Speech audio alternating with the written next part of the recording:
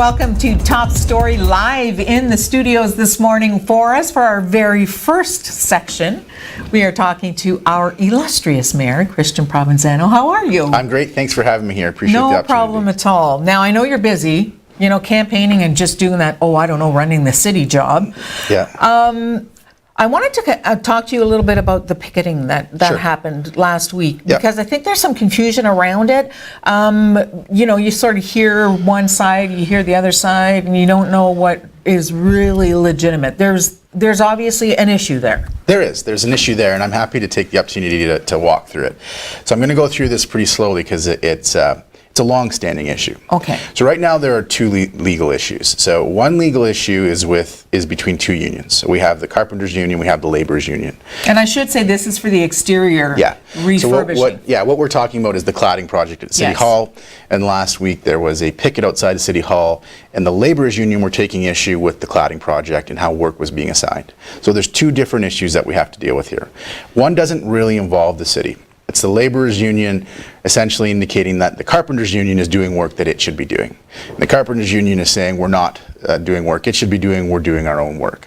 So that's a dispute that the city's caught up in, but that's between the two unions. I see, okay. But there is a second dispute, and it's a dispute that directly relates to the city. And I think this is largely the issue that the Laborers Union has. So the city has a construction employer designation. Sault Ste. Marie is one of 4 municipalities in the province of Ontario that has this designation. Okay. And as a result of this construction employer designation, it's long-standing, we've had it for years, we've had it for decades. As a result of this designation, when we tender certain work and jobs, and the cladding project falls into this classification, when we tender that work, the responding parties to the tender have to be unionized, okay? And this is decades old. This is decades old. So specifically, carpenters and laborers. So the bids came back, the responses came back, and the city decided to go with a company out of Timmins called Cyro because in accord with our policies, they were the lowest bid. Mm-hmm. Now we have to recognize something that's really important here. They were the lowest bid by $3 million. Wow. Yes. So there was a $3 million, just roughly a $3 million difference between their bid and the next lowest bid. That's a lot of money. That's a lot of money. So Cyro, and this is the crux of the issue. So this is what the legal issues, one of the two legal issues is about. Cyro is carpenters unionized. Okay. So they are carpenters unionized. So the city was contracting properly with a carpenters unionized body. Cyro is not laborers unionized. But Cyro, through to the city, made contractual obligations to the city. So Cyro made contractual commitments to the city that Cyro would only use labor unionized employees. So even though Which is what they should have done and what they had to agree to. Yeah, so we have to, on these projects, have carpenter unionized and labor unionized employees. Yes. We recognize that, we respect that, we intend on proceeding on projects properly with carpenters unionized and laborers unionized. Cyro's carpenters unionized. So in the contract the city entered into with Cyro, Cyro committed to the city that they would use labor unionized. So that was the undertaking that we got. Right. Okay. So we feel, the city feels like it satisfied its obligations as a construction employer because we directly contracted with the carpenters unionized outfit, and that outfit committed to us to use laborers. Unionized labor. Right. Okay? So we've satisfied our obligations in our opinion. And that's why you hired them. Yes. So I think the issue that the laborers union is taking is they're taking the position, I believe, and this will be worked out at the Labor Relations Board, that Cyro should be both carpenters unionized and laborers unionized, and we shouldn't have contracted with them because they weren't labor unionized. They weren't labor, they were just carpenters. So there's the legal issue. Right. So everybody needs to understand that there's a legal issue. So it's not. So in your mind, they applied, they tendered for the job as carpenters. Carpenters unionized. Yes. But they also made the provisions that you asked for and said, we're carpenters, but we're going to hire laborers. Yeah, we in the contract, we Right. said you have to hire unionized labor. And they signed it, so, Yeah, they committed that to us. So from the city's perspective, we discharge our responsibility. And here's where the issue really, the rubber hits the road. If the laborers unionized position is correct, that means the city shouldn't have accepted the lowest bid. It should have accepted the next bid. And that means the city should have paid roughly $3 million more for this project. That's a really hard position for the city to accept. The city doesn't believe that we should have had the taxpayers of this city pay $3 million more for this project. Like I said, it's a ton of money. It's a big difference. So what a lot of people in the community might not be aware of is that this city council, over the past number of years, has been talking about and addressing this matter. And what we did was we passed a resolution, it was passed by city council, which sees staff put the city in a position, if it so chooses, to challenge this designation. Challenging the designation as a construction employer is going to take a number of years. But the next mayor and council will have the tools they need to do that if they choose to do that. And I can tell you, I think it's very likely that they will choose to do that. If the Labor Relations Board says we shouldn't have picked the low bid, we should have picked the second bid. Because you're going to have, I certainly intend to be the mayor, and I hope I'm there, and I hope I can participate in this, but whomever the mayor is and whomever the councilors are, if the Labor Relations Board says, well, you should have picked the second bid, you shouldn't have picked the first one that was the lowest, then they're going to be looking at that, and they'll have a specific example of a project that would have cost multi-million more because of the designation. So Councillor Shoemaker has been making this point, he's been making it effectively, that we should have open tendering processes. And I really want to take a moment here to explain this to everybody. Yeah. The city's issue with the construction employer designation isn't an anti-union issue. If anybody represents it that way, I think they're misrepresenting it. What the city is saying is that everybody should be able to respond to the tender. Union, non-union. As it is now, it's only specific unions that can respond. So there's unions that are left out of our tendering process. And then there's all the non-union workers that are left out of our tendering process. So you want to open it up to everybody? Yes. So the city's efforts aren't anti-union. The city's efforts are pro-open tendering. So we have tendering restrictions right now, and that's what the city takes issue with. We don't want to have restrictions on our tendering. We want our tendering to be open to everybody so we can drive value for the taxpayer, and we can make sure the city can award its contracts right across the board. But right now it's restricted. So we're restricted in how we can award them. So that's the work that we're doing, and this city council has decided to take that issue on, and we've instructed staff to do the work that they need to do to put us in a position to challenge that designation. And that will have to be decided at the beginning of 2019 because it will affect the budget. So the next budget deliberations will see this decision in those budget deliberations. And I think, you know, a lot will depend on how this works out. But in any event, this course of action in the picketing last week goes to kind of make the point that City Council was focused on a few months back when we made this decision. Right, right. Thank you so much for clearing that up for us. Well, I'm happy to be here, and I think it's really important that people in the community I do too. Have the information they need to assess these issues. Absolutely, because the more information we have, the better we can make our decisions. I'm 100% with you. I'm happy to be here. Thank you so much. Appreciate it. Good to see you again. Yeah, thanks for having me on. We're going to do some more news and some more talk right after this.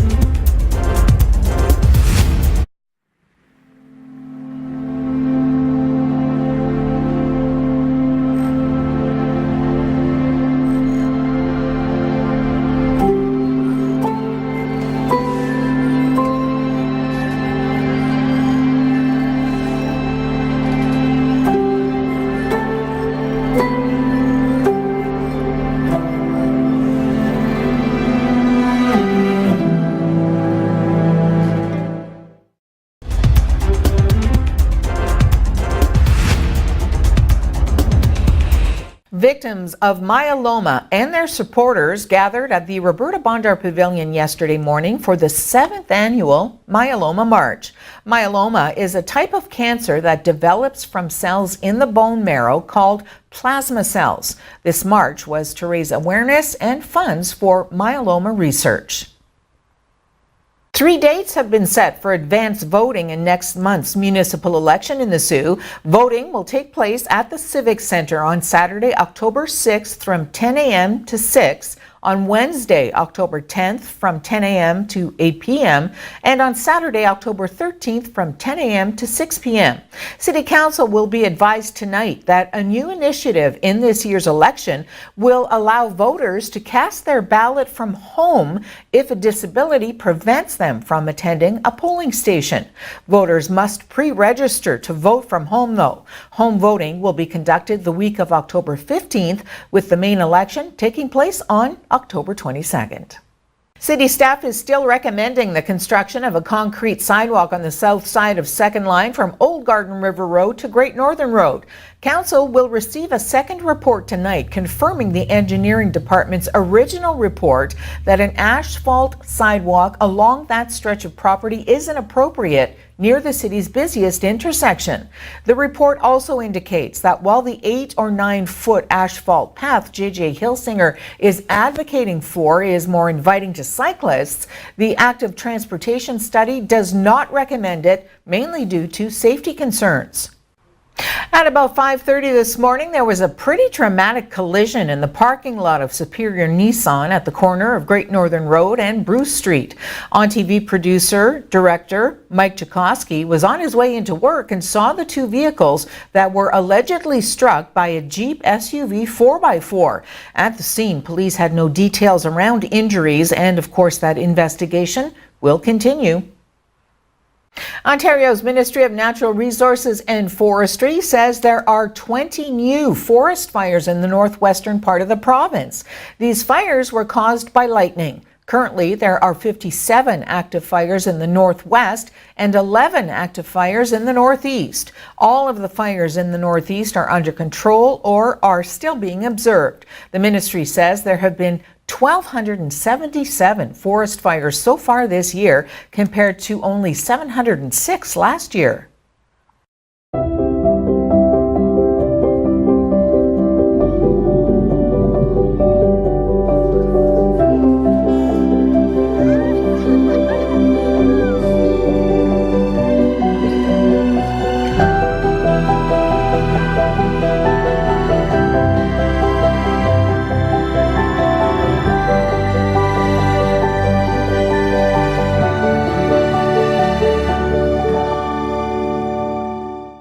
Have a great business idea but don't know where to start? Need help taking your business to the next level? C2C Business Services can be your guide in navigating the path of entrepreneurship, with services ranging from grant funding support, access to service experts, market information, and helping your business adopt new technologies to create and foster a culture of innovation for ongoing success. Call C2C Business Services and let them be your first step in taking your entrepreneurial dreams from concept to commerce. C2C Business Services is a division of the Sault Ste. Marie Innovation Centre.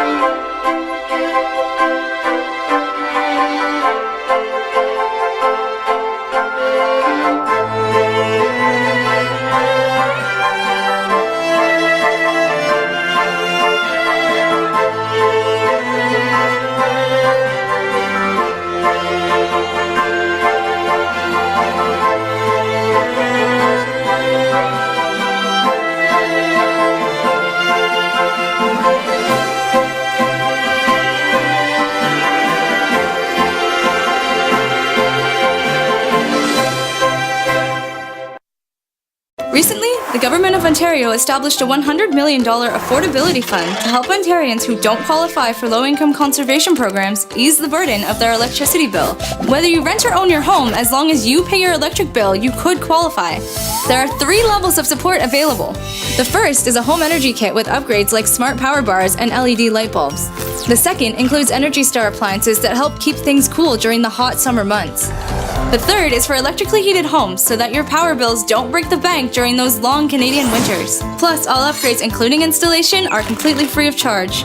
Visit affordabilityfund.org or call 1-855-494-FUND to find out if you qualify.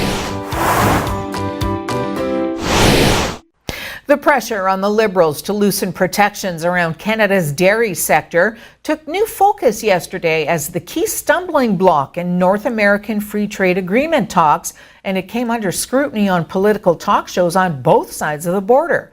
A member of an influential congressional panel and a Donald Trump supporter said in a Canadian interview that providing American dairy farmers with more access to the Canadian market may appease the president. To the south, Trump's agriculture secretary suggested deeper concessions would be coming from the Canadians over Canada's system of managing supply and prices in the dairy sector. Republican Tom Reed, a member of the House Ways and Means Committee, said that Trump doesn't necessarily want the Liberals to get rid of the system, but simply to remove what the Americans see as trade barriers. The politically thorny issue remains an obstacle in NAFTA negotiations as discussions drag on without an agreement after 13 months of talks. Canada and the U.S. are trying to finalize a text that could be submitted to Congress by the end of the month to join the deal the Trump administration signed with Mexico. Also unresolved are protections to Canada's cultural sector and the Chapter 19 dispute resolution mechanism. Canadians will find out as early as today whether we'll face a possible strike later this month by mail carriers and plant workers at Canada Post. Those workers wrapped up voting yesterday on whether to give their union a strike mandate. If they voted in favor, there could be a strike or lockout by September 26th. The Canadian Union of Postal Workers says results of the vote will be released today or tomorrow. Collective agreements governing working conditions for both sets of workers expired in December of 2017. Canada Post says both sides are working hard to find common ground, but Cup W National President Mike Palachek warned early last month that union members should be prepared for some type of job action if the talks fail. A pay equity dispute involving the carrier's 8,000 rural and 42,000 urban workers has been at the heart of the negotiations. Sault Ste. Marie native Melissa Kargianakis is getting $500,000 US in financial backing for her artificial intelligence company, ScriptSwap. Her company's mission is to use this artificial intelligence to replace complicated jargon with day-to-day language. She projects ScriptSwap will be available for public use between 2022 and 2025. Local company KC Security held its first ever community meet and greet yesterday. The event gave the community the opportunity to get to know the company and its employees. ONNtv spoke to owner Daniel Laprade. When I started my company, I said that one of the main things I wanted to do was be community-oriented, be heavily involved, go to tons of events, and we like to give back where we can too, right? So it's a chance for people to come meet us, talk with us, get to know what we do. North Korea staged a huge military parade to mark its 70th anniversary as a nation, but held back its most advanced missiles and devoted nearly half of the parade to civilian efforts to build the domestic economy. The strong emphasis on the economy underscores leader Kim Jong-un's new strategy of putting economic development front and center. Kim attended the morning parade but did not address the assembled crowd, which included the head of the Chinese parliament and high-level delegations from countries that have friendly ties with the North. Senior statesman Kim Yong-nam, the head of North Korea's parliament, set the relatively softer tone for the event with an opening speech that emphasized the economic goals of the regime, not its nuclear might.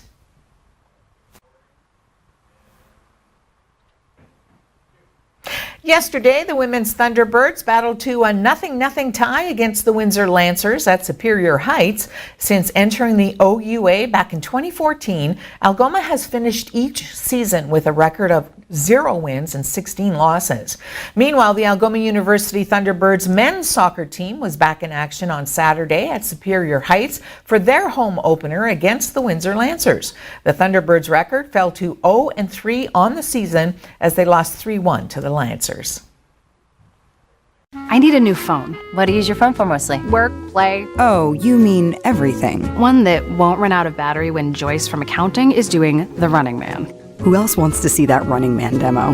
The Samsung Galaxy Note 9. It's a great phone with a powerful all-day battery. We've got the best phone for you for a great price. And you can choose your carrier. A little Running Man? Just a little. There. Nice. I hope no one saw that. Whew. Where was she when I went phone shopping?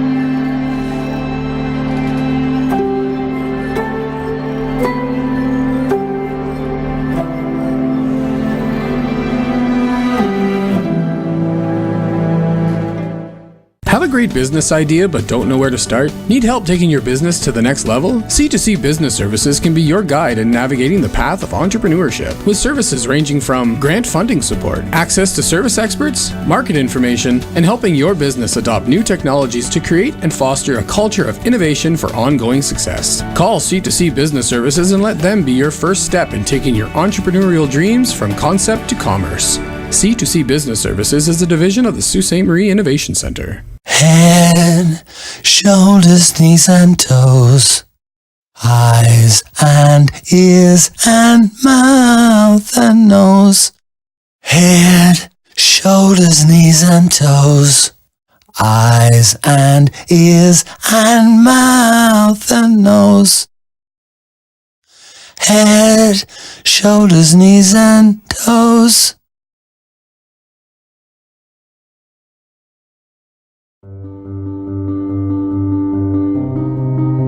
What do you wish for? A nice life? Nice things? Or do you wish for something more? A sense of purpose? Do you wish to discover a cure? To write code that cracks an unsolvable question? To further our exploration into space? Or to invent something that changes everything right here on Earth? Well, if that's your wish, make yourself ready. Because when you look back, you'll see that you didn't just make wishes, you realized them.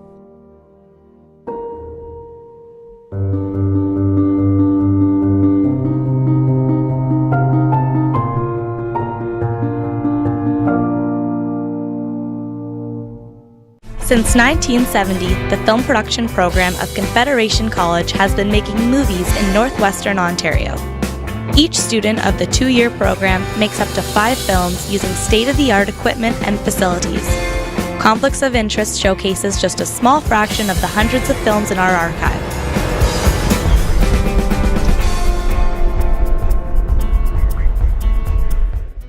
He fell.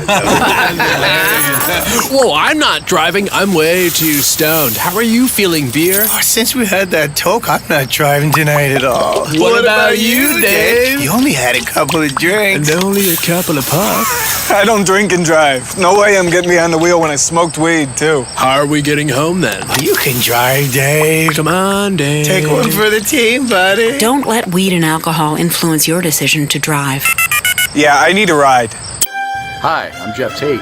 When I'm in Canada, I read Sioux online and I watch ONNtv.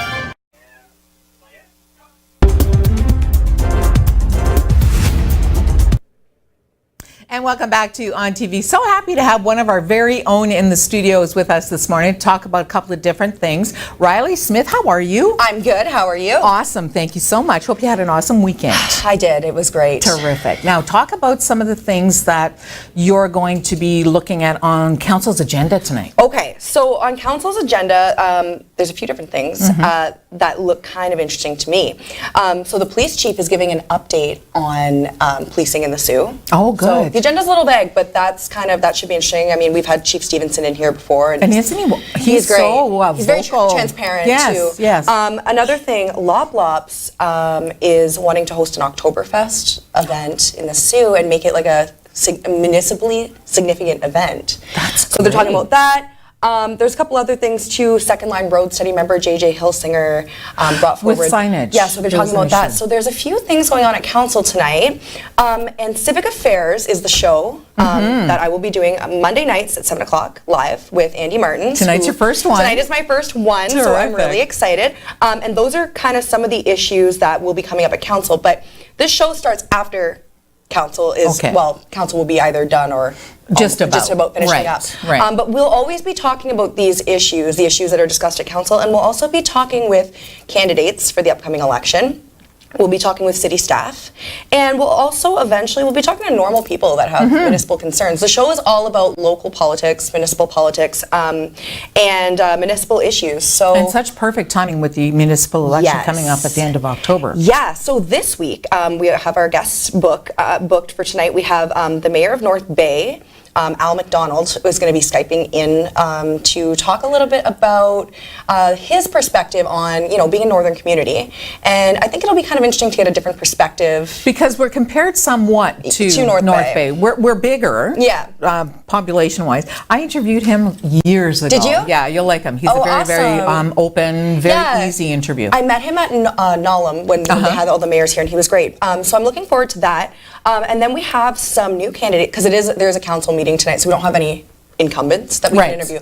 But we do have Derek Pierce from Ward 1, Tim Marsh from Ward 4, and Matt Scott from Ward 5. These are all new faces. And we're going to be asking them some tough questions. We're going to be asking them how, not just what they would do differently, but how would they do it differently? How are you actually going to pull it off? So. Well, and you know what? I think that's key, because right now there's so many issues with the back taxes from Algoma Steel to the Norgoma. Those are issues that everybody is talking about. So it'll be good to have them say, okay, we're going to fix the Norgoma, we want it to stay. Well, how are you going to do that? And I think it's important, because I think as a new face, it's easy to say what you would do, but to actually figure out how you would do it and how you would get on common ground with all the other councillors, you have 11 other people that you have to agree with.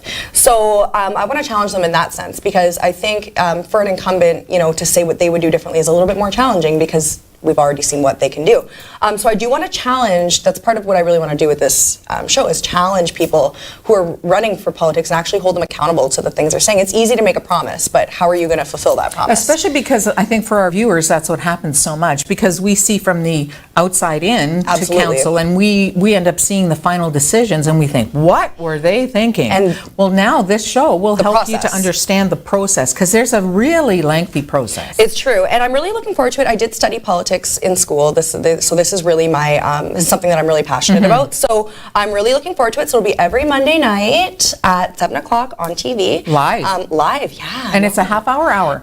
It is a half hour, no, it's an hour. It's an hour long? Show. Yeah, it kind of depends on what's going on. What's happening. Yeah, this week we have 4 guests, so it'll be an hour. Next, for the following week, on the 17th, we have Paul Christian and Marchie Bruni booked for sure, so 2 incumbents, which will be great. And we don't have the other guests finalized yet, but so far we definitely have those 2. Marchie's my counselor, so I'm sure he'll do an awesome job. Yeah, and we've been chatting a lot about some other stories, so I'm looking forward to hearing some of his inputs. And Andy Martin's like a Politico guru. in Sault Ste. Marie. Yeah, right? So it's kind of awesome to have him as a resource. I mean, we, the other day we sat together and we brainstormed some questions and just bounced ideas off each other, and it's kind of great. Like he's older, and we have 2 different perspectives, but to bring those together, I think it's a dynamic kind of duo, and I think it'll end up with some really interesting results. And the fact that Andy has run in municipal elections a couple of times. Oh yeah, he knows the process. He sort of knows a little bit more of the inside and he track. knows the councillors pretty well too. So yeah, I'm learning a lot from him too, which is great. I mean, I learn something every day on this job as yes, well. You can't help it. No, you can't help it. Even if you don't want to, you do. Yeah, that's right. Well, we're looking forward to it. I hope you have an awesome season. This sounds like it's going to be a great show. Thanks, Luann. Have fun, Riley. Thanks for taking the time to come and say hi. No problem. Anytime. We'll be back on TV right after this.